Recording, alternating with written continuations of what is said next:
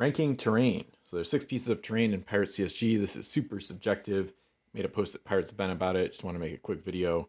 So first up, fog banks. They offer awesome protection. Pretty much no ability in the game gives you the kind of defensive protection that fog banks offer. They're also really good as a stall tactic, and they're essential to the fog hopping strategy that the cursed have a monopoly on. So fog banks, I would rate number 1. They're also super fun to pop out of, see what roll you get. Sometimes it's terrible. Sometimes it allows you to attack an opponent really effectively. So pretty awesome. Those are my favorites. But I also love whirlpools. So number 2, whirlpools, these allow you to teleport basically. So you go in one, come out another, 50% chance of losing a master crew or treasure.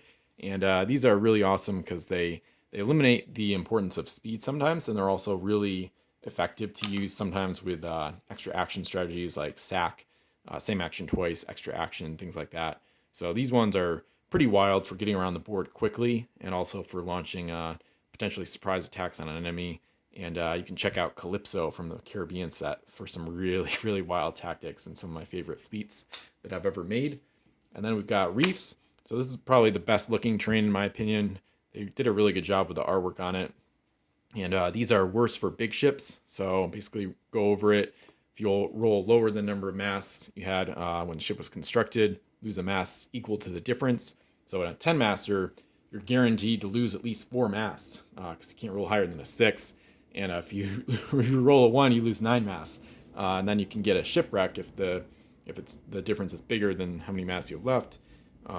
You can still be derelict too, but and then if it's too much of a difference, you get wrecked. So really, really fun terrain. And this is a good one for kind of sabotaging islands and preventing players from picking a certain home island, especially if you use terrain house rules like I do, where you can place them in contact with other terrain and islands. But either way, Reef's worse for big ships. Small ships don't really care about them. The one masters, you can't roll a 0, so one masters are immune to them. And then that's a good seg. The next one, trade current. So this one, you get plus S if you go over it with a friendly ship. So once per turn, when a friendly ship moves over or begins her turn touching a friendly trade current, she gets plus S to her base move. So these ones are placed by navigators.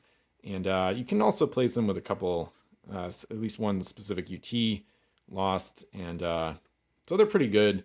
They're kind of interesting because you don't place them at the outset of the game. The other 5 types, all the other ones you place during the setup phase, of course, but this one gets added after.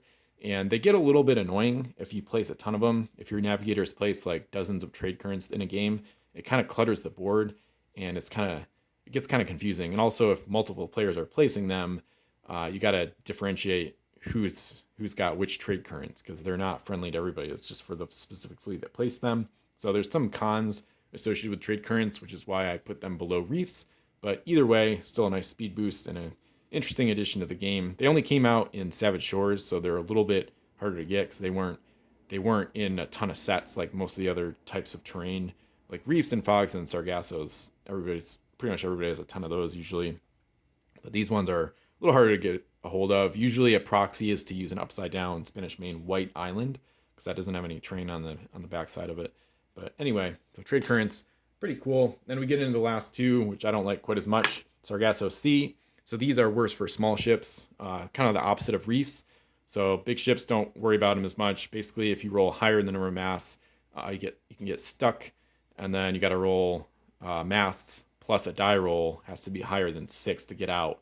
But one of the keys there is you can't start moving until the next turn, even if you do get unstuck. So these can be pretty nasty. I saw these kind of devastate a few strategies last year or the year before, and small ships really hate them because if you go over this with a 1 master, you'll get stuck unless you roll a 1. So one of the other rare cases in the game where you actually want to roll low, because if you roll higher than the number of masts, you get stuck. So kind of similar to the original Whirlpool rolls, where it's a rare case where you get rewarded for rolling low numbers.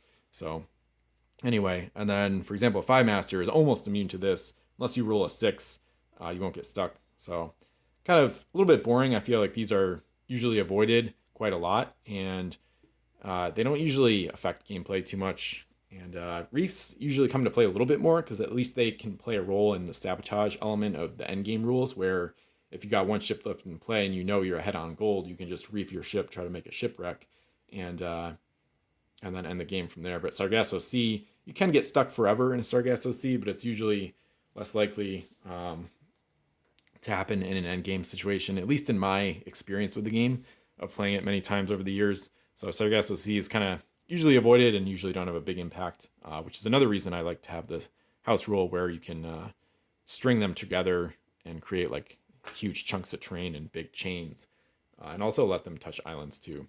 And we get to the last one, Iceberg. So this one I find kind of annoying because you have to roll for it at the beginning of every player's turn, and oftentimes you don't get the roll. So that you have to roll a 1 and then you roll again to see which direction it moves, S, in that direction.